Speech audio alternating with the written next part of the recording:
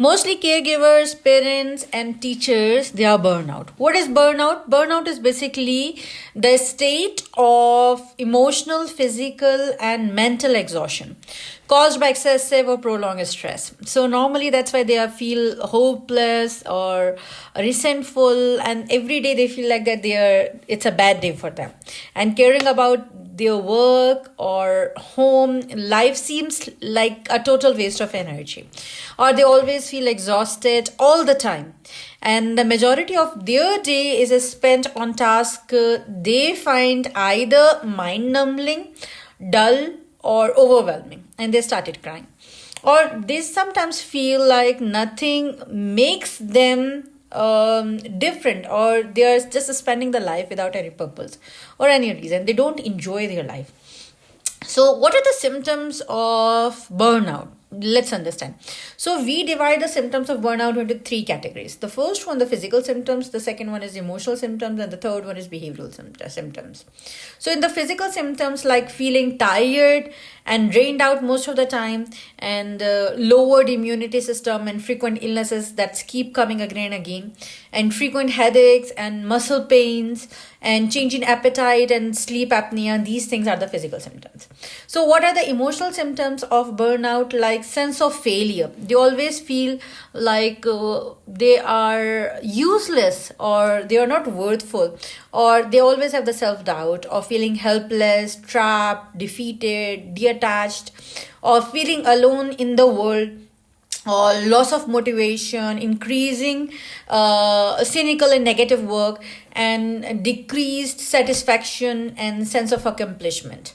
So these are the emotional symptoms. What are the behavioral symptoms? Behavioral symptoms could be withdrawing from responsibilities and running away from the responsibilities, isolating from others, procrastination, or taking longer to get things done, or using food or alcohol or drugs or gambling and these types of things as a abuse, or just to cope, or to keep their mechanism in a running position, or maybe taking out the frustration on others, or skipping work, or coming sometimes late from late and leaving early from the work. These are also the symptoms of behavioral burnout.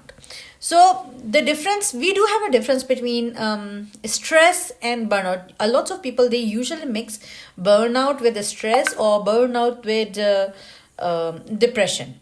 So what they have to do, they have to understand that there is a huge difference between the burnout and stress. And especially the burnout, stress is a temporary problem, but the burnout, when you always feel these types of feelings.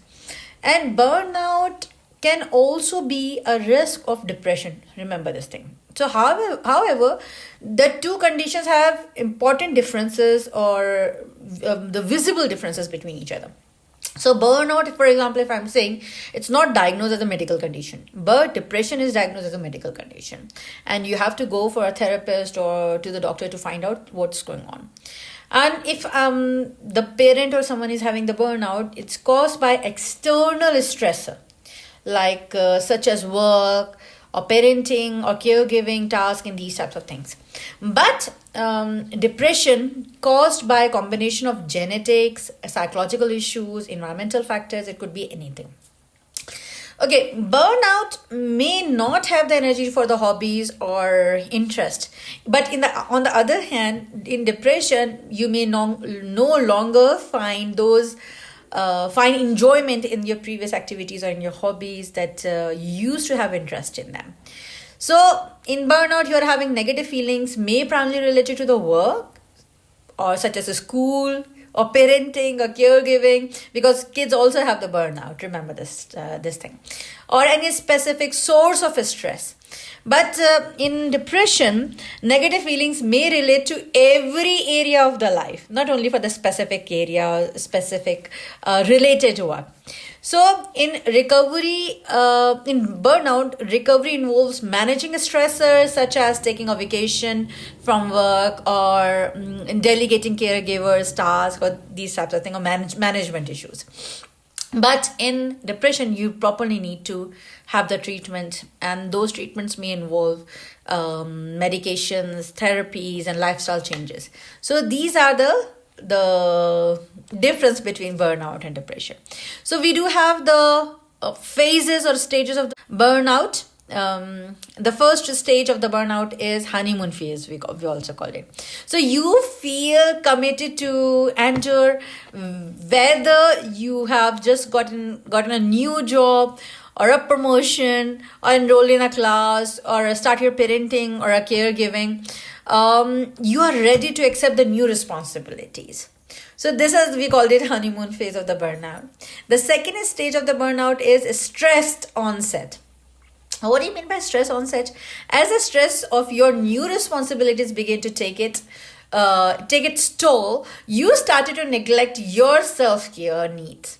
And this is the second stage, we also call it. And your sleep quality diminishes, your anxiety level goes up, or anxiety shows up more often, along with the irritability, headache, fatigue. You become less productive, or it's harder for you to focus or try to avoid making decisions. Okay, the third stage of the burnout could be, it's chronic stress. What do you mean by chronic stress? So you are consistently tired and feel cynical or apathetic, and social issues can also crop up. So what you have to do, you may withdraw from co-workers or feel restlessful or resentful towards your loved ones, and you might frequently procrastinate, or sometimes some people, they use drugs or alcohols or self-medication, OTCs, even though they deny their problems. Okay, so what is the fourth stage of burnout? Fourth stage of burnout, at this point, the person who's having the burnouts usually feel pessimistic and about their future, and they are very obsessed with any problem that crops up. So they started neglecting their own personal health, and that comes with physical problems like gastrointestinal issues or chronic headaches or migraine, or they plague self-doubt and look to socially isolate themselves, and these are the issues they will have faced in the stage 4. What is the stage 5 of burnout? This is habitual burnout, and this is the very concerned one. So your sense of well-being reaches as low already. You're always sad and mentally and physically fatigued. So depression may develop here in this stage of burnout. So you understand this part, that these are the 5 stages of burnout. Burnout causing could be anything. It could be parenting, caregiving. So moms tending to kids, and or housework, or aging parents, or even the office environment also, or any type of a stress that's related to this ones. So for example, if I'm giving you the work related causes of the burnout, will be feeling like you have little or no control over your work, or lack of recognition or reward for good work, or unclear or overly demanding job expectations, like especially in sales we usually see this thing. Either it's a banking or a stock exchange, or these types of where they are having the commission based sales, or doing work that's monotonous or unchallenging, or working in a chaotic or high pressure environment. So these things are work related causes of the burnout. But we do have the lifestyle causes of the burnout, and like working too much without enough time for socializing or relaxing, lack of close supportive relationships, or so for example, if you are far away from your parents or your family members, you might feel burnout. Or taking on too many responsibilities without enough help from others, or even from your kids also. You're doing everything for your kids, and you're not asking their help to help you and to take their own responsibilities. So, or not getting enough sleep also, it's also the part of lifestyle causes of the burnout. But we do have some personality traits that can contribute to burnout, like perfectionism. Those people you might see. those who are very perfectionist, and they have that tendencies, nothing is ever good enough for them, so they are also always feel burnout. Or those people who are having the pessimistic views of themselves, of or the pessimistic view of the world, they also feel burnout. Or the need to be in control, or reluctantness or to delegate with others also, that's also a biggest cause of personality trait that can cause burnout. Or high achieving or type A personalities, the type A personalities, if you don't know, please go to the channel, you will find my videos on related to type A personalities. So these people also feel burnout. The main question is how to handle with burnout. How to handle. So there are lots of ways to handle your burnout. So the number one is build your resilience. Turn to other people, ask help from other people, and do not feel like that if you're reaching out to those who control or closest to you, or you feel that they are controlling you, or you feel like that you are helpless, please reach out to those people and express your feelings. Okay, what else you can do? You can de-channelize, or you can channelize, or take a break also. For example, instead of directing your attention towards your smartphone or your devices, try engaging with your colleagues and talk to them, and those try to reduce the level of the stress at your work. And limit your connection with the negative people. Don't try to connect with the negative people, otherwise your burnout will become a depression. So be very careful while you're connecting with others. So connecting with a cause or a community group that is personally meaningful to you, not for those who are very negative.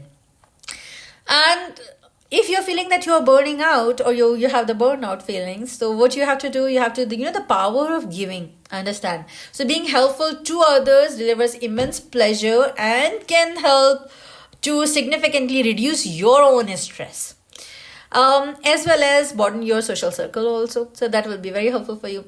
Number 3, reframe the way you look at work. Either it's parenting, caregiving, office job, or anything. Reframe those things. Okay, so it will be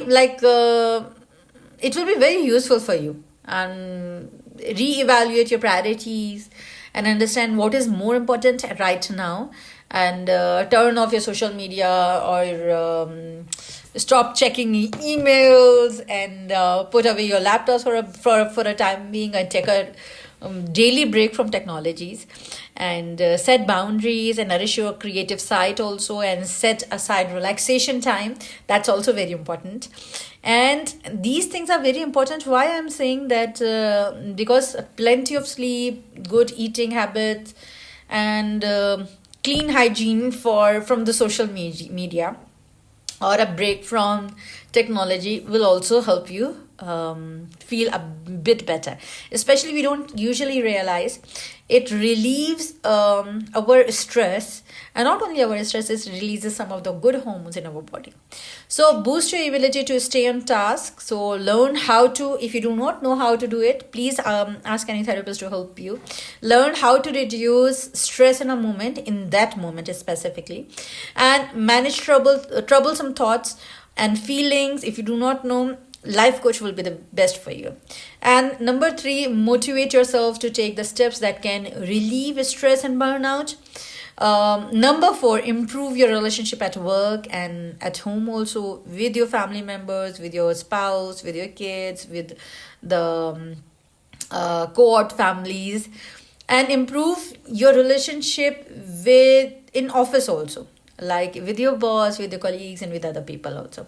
And rediscover joy and meaning that make work and the life worthwhile. Last but not the least, increase your overall health and happiness. So, like for example, make exercise a priority. So those people who do not do exercise, remember this part, that the hormones in your body demands exercise. Our body needs exercise, either we should do or not. And that type of exercise, or any specific types of exercises, support our mood and energy levels. And one more thing, our diet. So if you are having a good diet, and if you are cutting refined carbs, and if you are having omega-3, and if you're avoiding nicotine and smoking and avoiding alcohol and these types of things, what will happen? The anxiety level reduces, and you will understand how to handle with your burnout. So I hope this video will be very helpful for you, and if you do have any question, please ask me, or either email me at ms.arjumand arjumandr@gmail.com, or you can also visit my website at www.arjumandr.com.